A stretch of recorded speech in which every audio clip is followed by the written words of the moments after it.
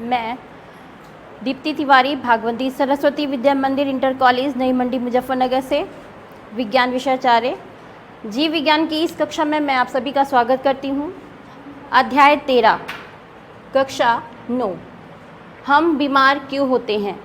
आज का हमारा ये प्रकरण है, इसके बारे में हम थोड़ा सा गहन अध्ययन करेंगे कि हम बीमार क्यों होते हैं, क्या रीज़न होता है।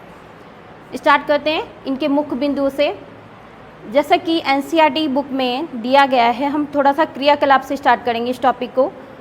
उन्होंने ये कहा कि जैसे भुज में और लातूर में कुछ प्राकृतिक आपदाएं आई थी, उस समय क्या हुआ था उस प्राकृतिक आपदाओं में कि जब सिचुएशन आई, लोगों के स्वास्थ्य पर उसने प्रभाव डाला, फिर सिचुएशन के जाने के बाद जो स्वास्थ्य पर प्रभाव पड़ा उसने कितना इफ़ेक्ट किया। तो ये जो चीज़ है इससे समझेंगे। हम स्टार्ट करेंगे कोशिकाओं से। आप जानते हैं जो सजीवों की मौलिक इकाई है वो आपका होता है कोशिकाएं। कोशिकाएं जो होती हैं वो एक क्रियाशील स्थल है। ये रासायनिक पदार्थों के बने होते हैं, जैसे आपने प्रोटीन, कार्बोहाइड्रेट, विटामिन, इन सभी चीज़ों से कोशिकाएं बनती हैं। अब अंग और ऊतक ये जो मिलते हैं कोशिकाओं में, ये एक विशिष्ट कार्य करने के लिए विशिष्ट कार्य करते हैं मिलकर।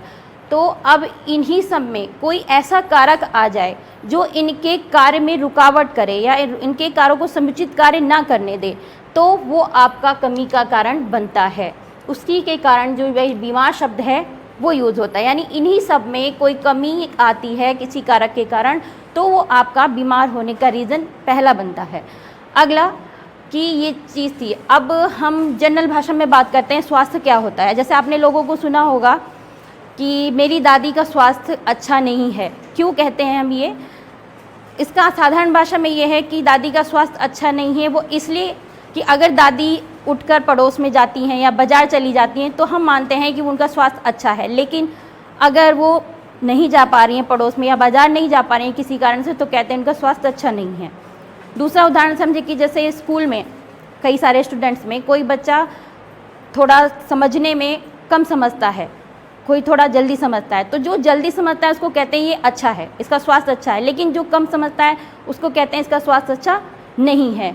तो ये था जनरल भाषा में कि ये स्वास्थ्य का क्या कारण। तो स्वास्थ्य का मतलब हम ये समझते हैं साधारण भाषा में कि अगर हमारा समुचित हम कार्य कर रहे हैं अपने डेली के, तो हमारा स्वास्थ्य अच्छा है।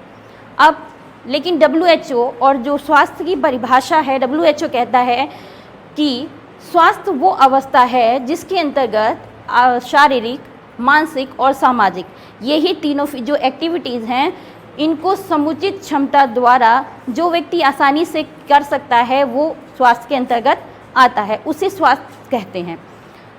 अब क्या है स्वास्थ्य? सभी जीवों का जो स्वास्थ्य है किस किस पर डिपेंड करता है? जहाँ पर वो रहता है, उसके आसपास का जो पर्यावरण है उस पर ही आधारित होता है।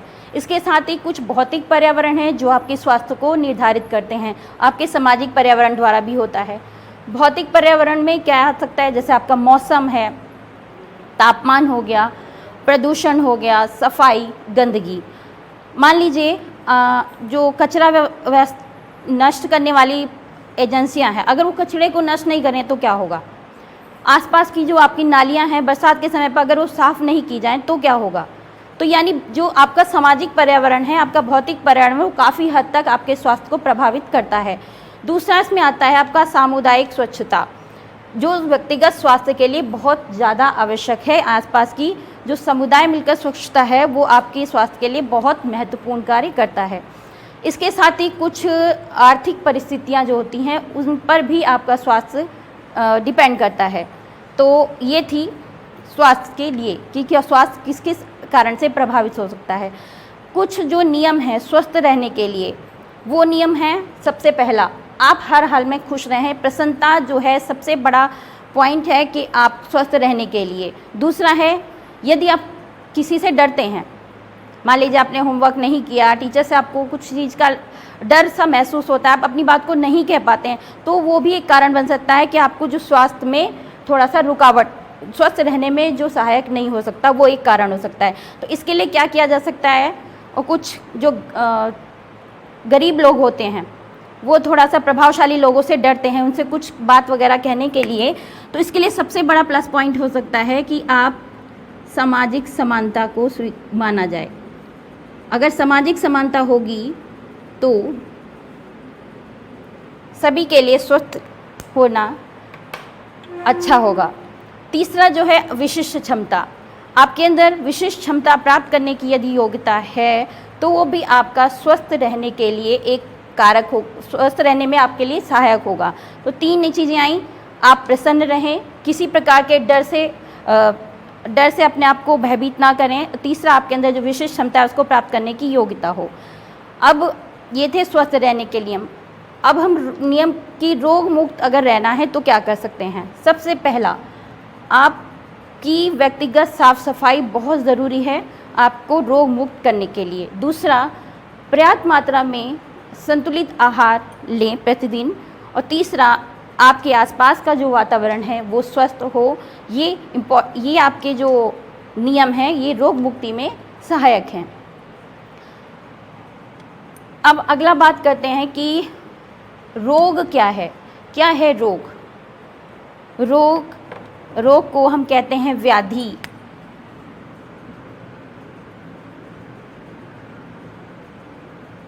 या किसी भी प्रकार की असुविधा जब शरीर में होती है तो वो आपका शब्द कहलाता है रोग। रोग अंग्रेजी शब्द डिस प्लस बेस से बना है। इसका एक और अर्थ होता है, इसे कहते हैं बाधित आराम।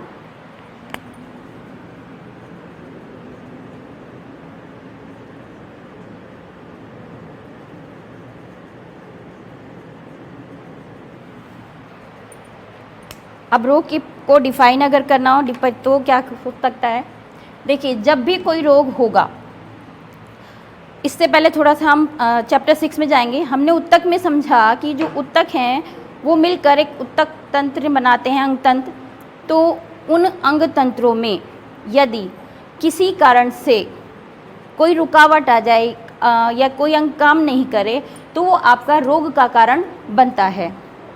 अब इसको समझेंगे। जब कोई रोग होता है तो शरीर के एक या अनेक अंग जो मिलकर कार्य करते हैं, विशिष्ट कार्य करने के लिए निर्धारित होते हैं, उनकी जो क्रिया है उसमें खराबी परिलक्षित होने लगती है।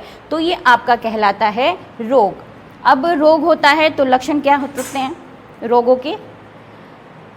जब भी आपको कोई रोग होगा सबसे पहले आपको क्या लगेगा? थकान, बॉडी अच्छे से वर्क नहीं करेगी, सर दर्द होगा या फिर कुछ उल्टी जैसा, वॉमिटिंग जैसा फील होगा, आपको खांसी हो सकती है, फिर बुखार हो सकता है। तो ये जितने भी सिम्टम्स हैं ये सारे आपके दर्शाते हैं कि आपके अंगों में, आपके अंग तंत्र में कहीं ना कहीं कुछ खराबी है, जिस कारण से ये लक्षण आपको प्रदर्शित हो रहे हैं।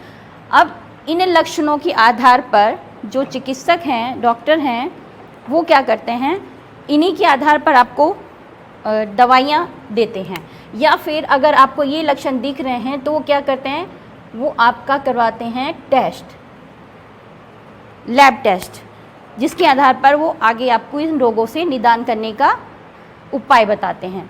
अब अगला आता है रोगों के प्रकार। हमने समझ लिया कि शरीर कैसे काम करता है, स्वास्थ्य क्या है, उसको स्वस्थ रहने के लिए क्या नियम हो सकते हैं, या आपको रोग मुक्त रहना है तो उसके लिए क्या आवश्यक है, रोग क्या है, रोग के लक्षण क्या हैं। अब आते हैं रोग के प्रकार क्या हो सकते हैं। देखिए, रोग जो हैं वो दो प्रकार के होते हैं, तीव्र या प्रचंड रोग, दूसरा दीर्घकालीन रोग। तीव्र या प्रचंड रोग नाम से देखिए समझ में ही आ रहा है, तीव्र जो बहुत जल्दी आते हैं और कुछ समय बाद अपने आप से चले जाते हैं। तीव्र रोगों के कारण हमारे जो स्वास्थ्य है वो प्रभावित ज़्यादा नहीं होता है, क्योंकि कुछ दवाइयाँ लेने के बाद वो ठीक हो जाते हैं। जैसे आपका उदाहरण में आ सकता है सर्दी खांसी, जुखाम,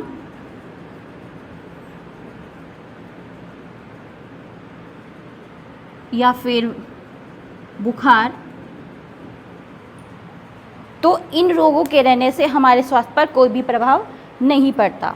दूसरा दीर्घकालीन, यानी जो लंबे समय तक हमारी बॉडी में रहते हैं और हमारे स्वास्थ्य को, अगर लंबे समय तक कोई भी चीज़ बॉडी में है तो स्वास्थ्य को भी प्रभावित करेगी, तो उससे स्वास्थ्य प्रभावित होता है और ये हमारी बॉडी पर विपरीत प्रभाव डालते हैं।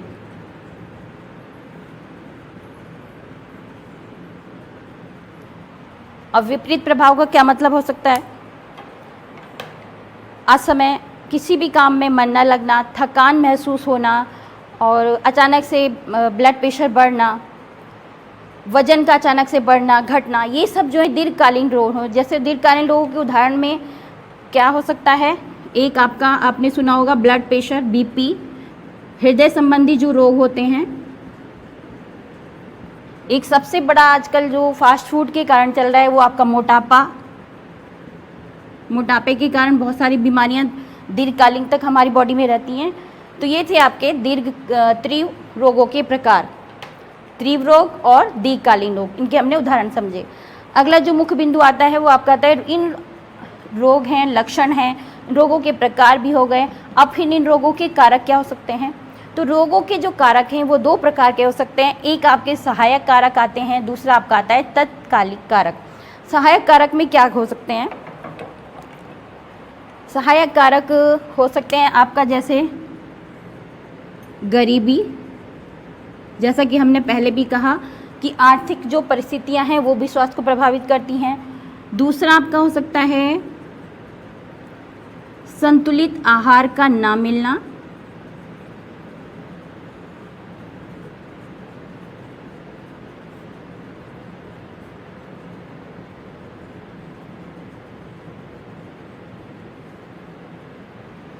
और जो तीसरा हो सकता है वो आपका होता है लोक सेवाओं की अनुपलब्धता।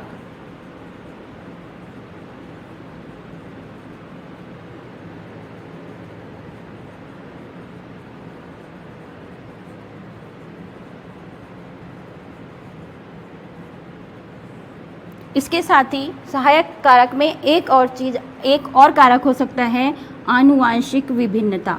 इसको हम अभी समझेंगे।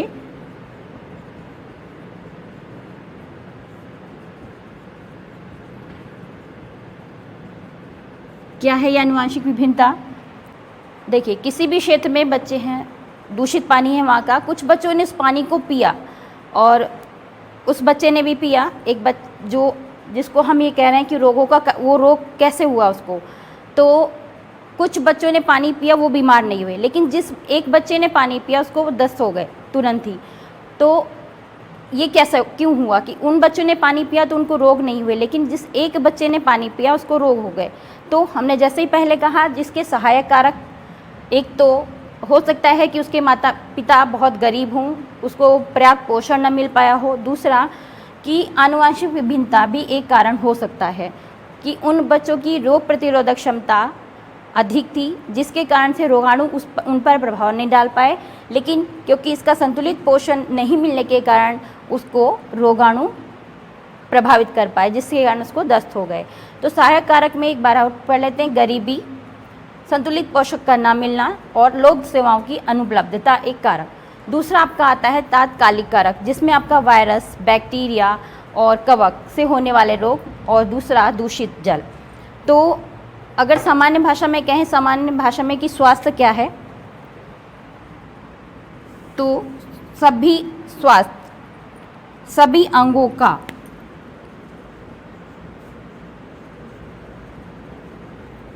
समुचित प्रकार से कार्य करना,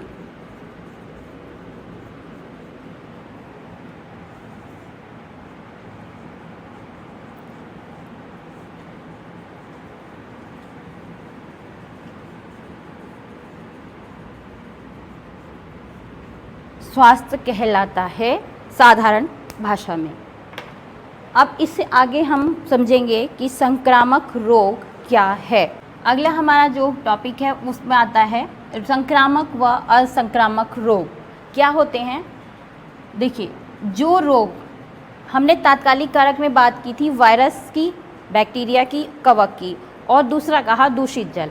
हम पहले इस बात कर रहे हैं कि जो लोग बैक्टीरिया, ये रोगाणु के द्वारा शरीर में प्रवेश करते जाते हैं, वो आपके छूत के रोग या संक्रामक रोग कहलाते हैं। जो इसके रोगाणु होते हैं वो बहुत सूक्ष्म होते हैं और असंख्य प्रकार के होते हैं, और अलग अलग प्रकार के जो रोग फैलाने वाले रोगाणु हैं वो भिन्न भिन्न होते हैं। या फिर दो शब्दों में कहें तो संक्रामक कारक से उत्पन्न होने वाले रोग, संक्रामक कारक से उत्पन्न होने वाले रोग संक्रामक रोग कहलाते हैं। ये दो कारक हैं, एक संक्रामक कारक, दूसरा असंक्रामक कारक। पहले हम संक्रामक कारक की बात करेंगे। सूक्ष्म जीव, माइक्रो ऑर्गेनिज्म, इनके कारण समुदाय में जो रोग फैलता है वो संक्रामक कारक कहलाते हैं। जैसे आपका उदाहरण में चेचक, जो कि एक बैक्टीरिया है, वेरियोला वायरस, वायरस के द्वारा फैलता है। सूक्ष्म जीवों के दो वर्ग होते हैं इसमें, एक कोशिकीय, जिसके एक कोशिकीय हमने पढ़ा था प्रोटोजोआ में 9th क्लास, इसमें बहुकोशिकीय, एक कोशिकीय में आपका आता है वायरस, बैक्टीरिया, कवक। पहले वायरस से होने वाले रोग, चेचक, सर्दी खांसी, जुखाम, हेपेटाइटिस, एड्स, चिकनगुनिया, डेंगू आदि। इसमें से हम कुछ को पहचान करते हैं ये, जैसे हेपेटाइटिस HCV के द्वारा, और चिकनगुनिया आर्बो वायरस के द्वारा, और जो डेंगू है वो मादा एडीज एडेप्टी इनके द्वारा होता है, और चेचक वेरियोला वायरस के द्वारा होने वाले रोग हैं। बैक्टीरिया में से होने वाले रोग हैं आपके टाइफाइड, टिटनेस, हैजा, क्षय रोग। क्षय रोग को राजक्षय भी कहते हैं, राशमा, और ये माइक्रोबैक्टीरियम ट्यूबरकुलोसिस के द्वारा होता है। टाइफाइड आपका साल्मोना टाइफी के द्वारा होता है। फंजाई या कवक, त्वचा संबंधी जितने भी रोग होते हैं वो आपके कवक के द्वारा होते हैं, जैसे दाद, खुजली, कुष्ठ रोग, ये सारे कवक के द्वारा होने वाले रोग हैं। ये थी एक कोशिकीय रोग की बात। बहुकोशिकीय जो रोग फैलाते हैं वो कृमि होते हैं। कृमि से जो फैलने वाला रोग है वो आपका हाथी पाँव है। ये वुचेरिया ब्रैंकोफ्टाई के द्वारा फैलने वाला रोग है। अब दूसरा असंक्रामक रोग असंक्रामक कारकों के द्वारा फैलते हैं। जो संक्रामक कारकों द्वारा नहीं फैलते हैं, इसमें हमने कहा संक्रामक कारक से होने वाला रोग है, इसमें हमने कहा संक्रामक कारकों के द्वारा नहीं फैलते समुदाय में, वो आपके असंक्रामक कारक कहलाते हैं। इन्हीं के द्वारा संक्रामक रोग होता है। उदाहरण जैसे कैंसर, उच्च रक्तचाप, और इसके अंदर बुक में आपका दिया है एक पेप्टिक वर्ण। क्या है ये पेप्टिक वर्ण? देखिए, आमाशय में और ग्रहणी के पास अम्ल की अधिकता के कारण जो दर्द उत्पन्न हो जाता है वो पेप्टिक वर्ण अल्सर कहलाता है। तो पहले इस दर्द के लिए ये जानकारी नहीं थी कि ये किसी भी बैक्टीरिया के द्वारा फैलता है। तो दो ऑस्ट्रेलियाई चिकित्सक थे, बैरी मार्शल और रॉबिन वॉरेन, इन्होंने इसके बारे में रिसर्च किया कि ये जो पेप्टिक वर्ण है या पेप्टिक अल्सर है ये एक बैक्टीरिया के द्वारा फैलता है जिसका नाम हेलिकोबैक्टर पाइलोरी है। और यदि उन्होंने साथ ही ये भी कहा कि यदि इस बैक्टीरिया को आमाशय में ही मार दिया जाए तो इस रोग से मुक्ति मिल सकती है। कुछ एंटीबायोटिक दवाओं का यूज़ करके भी पेप्टिक वर्ण के रोग से मुक्ति मिल सकती है, यानी इसका निदान किया जा सकता है। तो इसके लिए जो चिकित्सा है, मेडिकल साइंस है, उनका बहुत थैंक्सफुल है कि इस रोग का पता चला, इसका निवारण हो पाया। तो संयुक्त रूप से शरीर क्रिया विज्ञान और औषधि के अंतर्गत दोनों को संयुक्त रूप से 2005 में इसी कार्य के लिए नोबेल पुरस्कार प्रदान किया गया। अब संक्रामक कारक, इनके जो फैलने के साधन हैं वो कैसे होते हैं इसको समझते हैं। देखिए, जो रोग फैलते हैं किसी भी माध्यम से, संचार के माध्यम से जो फैलते हैं उनको हम संचारी रोग भी कहते हैं। जैसे जल और भोजन के माध्यम से फैलते हैं, दूसरा कुछ हवा के माध्यम से फैलते हैं, तीसरा आपके लैंगिक क्रियाओं के द्वारा या डायरेक्ट संपर्क के द्वारा, और लास्ट में जंतुओं के द्वारा। सबसे पहले हम बात करेंगे जल और भोजन के माध्यम से। दूषित जल और भोजन जो काफ़ी समय तक रखा रहता है, इसके कारण जो होने वाले रोग हैं वो आपके हैज़ा और अमीबा। हैज़ा होता है और अमीबा के द्वारा होने वाला रोग है पेचिस दस्त। दूसरा हवा के माध्यम से मान लीजिए किसी को, आपकी कक्षा में किसी को जुखाम है और वो स्टूडेंट आपके पास बैठा है, तो आपको भी जुखाम होने के चांसेस ज़्यादा हैं। क्यों? क्योंकि जब वो स्टूडेंट खांसेगा या छींकेगा तो जो उसकी ड्रॉप्स हैं, उसकी बूंदें जो हैं वो हवा के माध्यम से वहाँ पर फैलेंगी, जो आपके स्वास्थ्य को भी प्रभावित कर सकती हैं। तो ये हवा के द्वारा होने वाला रोग है। इसके अंतर्गत आता है निमोनिया, क्षय रोग, सर्दी खांसी। तीसरा लैंगिक क्रियाओं के द्वारा या प्रत्यक्ष संपर्क के द्वारा।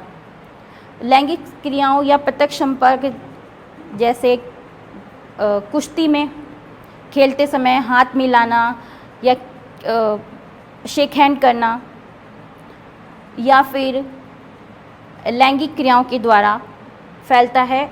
ये रोग है आपका सिफिलिस या फिर एड्स।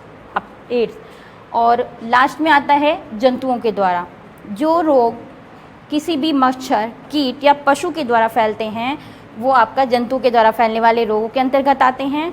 जैसे मच्छर के द्वारा मलेरिया, कीट कोई इंसेक्ट अगर काटता है तो स्किन पर खुजली होने लगती है, और पशुओं में यदि कुत्ते के द्वारा कुत्ता यदि पागल है वो उसके काटने से जो रोग फैलता है वो आपका होता है रेबीज़।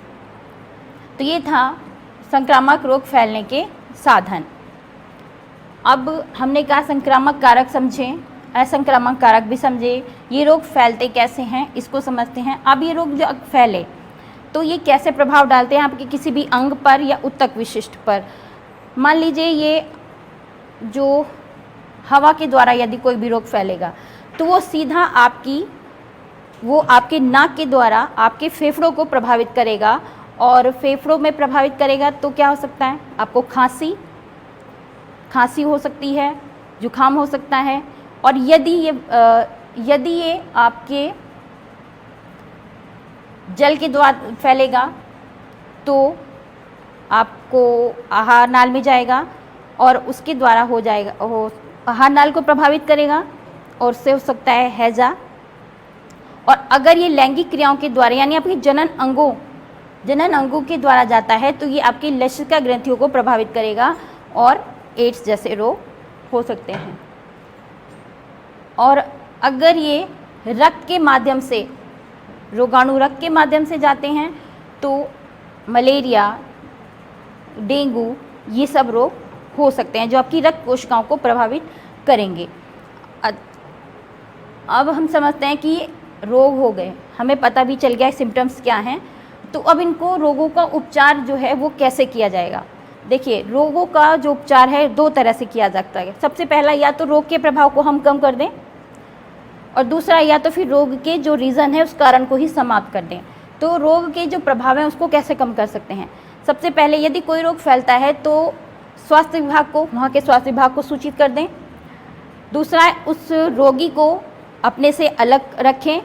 और तीसरा, एंटीबायोटिक दवाओं का यूज़ कर सकते हैं। और सबसे जो प्रॉपर है वो आप अगर कुछ दिन तक प्रॉपर आराम करते हैं तो उससे भी रोग के प्रभाव को कम किया जा सकता है। अब जैसे हमने इसमें एक शब्द कहा एंटीबायोटिक, क्या होता है। देखिए, एंटीबायोटिक वो रासायनिक पदार्थ हैं जो कि सूक्ष्म जीव द्वारा उत्पन्न किए जाते हैं और जीवाणु की वृद्धि को रोकते हैं। जीवाणु की वृद्धि कैसे, हमने कोशिका शब्द की बात की थी। तो जीवाणु जब भी किसी की बॉडी पर अटैक करते हैं तो वहाँ पर एक कोशिका भित्ति बना लेते हैं ताकि उनका गुणन होने लगे। और जैसे ही कोई भी प्रतिजैविक या एंटीबायोटिक ली जाती है तो उस जीवाणु की कोशिका भित्ति को नष्ट कर देती है और उनकी वृद्धि को रोकती है, और वो रोग वहीं पर रुक जाता है।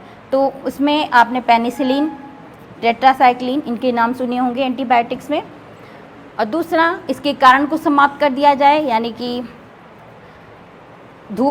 जैसे रोगी है उसके कपड़ों को धूप में सुखाएं, उसके बर्तनों को अलग रखें। इस तरह के उपायों के द्वारा उसके कारण को ही समाप्त किया जा सकता है। अब उपचार, अब इनका निवारण कैसे किया जा सकता है, कैसे करें इसकी रोकथाम। दो प्रकार से इसके निवारण किया जा सकता है। सबसे पहला एक सामान्य तरीका है जो कि हम सभी जानते हैं कि आप कोई बीमार है तो उससे दूर रहें, रोगी से दूरी बना कर रखें, उसके कपड़ों को टच ना करें, उसके बर्तनों को ना टच करें, और यदि करते हैं उसकी रोगी की देखभाल कर रहे हैं तो फिर अपने आप सुरक्षा का भी पूरा इंतजाम रखें। दूसरा, आप विशिष्ट निवारण कर सकते हैं। विशिष्ट निवारण के अंतर्गत आपका आता है, हाँ, सामान्य जो उसकी बात है इसमें एक वातोड़ यानी वायु से जो फैलने वाले रोग हमने कहा उनको कहते हैं वातोड़, कि आप ऐसी जगह पर रहें जहाँ पर भीड़ भाड़ ना हो।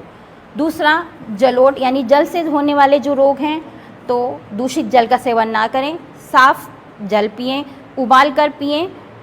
और तीसरा, साफ पर्यावरण में रहें और स्वच्छता का विशेष ध्यान रखें। तो ये थे निवारण के सामान्य उपाय जो किए जाते हैं। और विशिष्ट उपायों के अंतर्गत क्या किया जा सकता है? सबसे पहला और मेन कि आप उचित आहार लें, संतुलित मात्रा में लें। और दूसरा आपका आता है टीकाकरण, जिसे हम प्रतिरक्षीकरण भी कहते हैं। टीकाकरण क्या होता है? वैक्सीनेशन। बचपन में आपको याद होगा, आपकी पेरेंट्स ने भी आपको टीके लगवाए होंगे। क्या होता है टीका? ये जो टीके होते हैं ये किसी भी स्वस्थ व्यक्ति को यानी वो रोगाणु कम मात्रा में जो होते हैं स्वस्थ व्यक्ति को इंजेक्शन के माध्यम से दिए जाते हैं, जो कि आपका जो प्रतिरक्षा तंत्र है उसको सजग करता है, उसको मजबूत बनाता है, ताकि कोई भी रोगाणु अगर आपकी बॉडी पर आक्रमण कर रहा है तो उसको तुरंत नष्ट करने का काम वो आपका जो टीका है वो कर दे।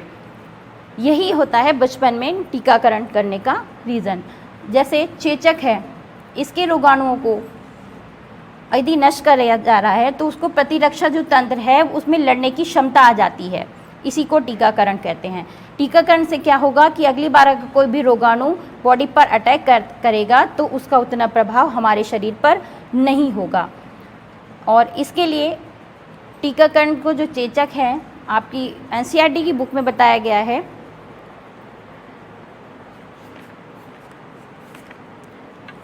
इंग्लिश चिकित्सक थे एडवर्ड जेनर, जिन्होंने चेचक के टीके का आविष्कार किया। तो उन्होंने क्या किया कि कुछ गौ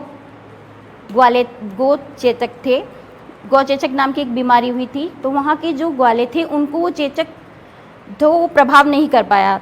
तो उन्होंने इसका रीज़न समझा कि क्यों नहीं कर पाया जो चेचक हुआ, क्योंकि उन ग्वालों को जो रोग था वो पहले हो चुका था। तो उन्होंने सोचा कि इसको अप्लाई किया जाए। उन्होंने ज़बरदस्ती गौ चेचक नाम का इंजेक्शन लोगों को दिया। तो गौ चेचक का अर्थ है लैटिन भाषा में गौ अर्थ है गाय और पॉक्स मतलब वॉक्सा, तो इससे शब्द आया आपका टीकाकरण। तो ये था आपका टॉपिक, हम बीमार क्यों होते हैं। इसमें हम वायरस और जीवाणु में थोड़ा सा अंतर समझ लेंगे। देखिए, जो वायरस हैं वो परपोषी की कोशिकाओं में रहते हैं, जीवाणु में ऐसा नहीं होता, ये परपोषी की कोशिकाओं में नहीं रहते। दूसरा कि जो बैक्टीरिया होते हैं ये बहुत पास होते हैं, वायरस पास नहीं होते। अब वायरस में जो गुणन होता है वो बहुत तेज़ी से शुरू हो जाता है, जीवाणु में भी गुणन तेज़ी से होता है, बैक्टीरिया कवक में भी होता है, लेकिन जो कृमि है उसमें गुणन तेज़ी से नहीं होता है। ये था आपका वायरस जीवाणु में अंतर। तो ये अध्याय यहीं समाप्त होता है। उम्मीद है आपको ये प्रकरण अच्छे से समझ में आ गया होगा। और इनको अगर आपने अच्छे से समझ लिया है तो आप किसी भी पेशेंट के फर्स्ट ट्रीटमेंट दे सकते हैं उसको, यानी लोगों के लक्षण देखकर आप उसको प्राथमिक चिकित्सा दे सकते हैं और फिर उसको डॉक्टर को दिखा सकते हैं। आज के लिए बस इतना ही। धन्यवाद।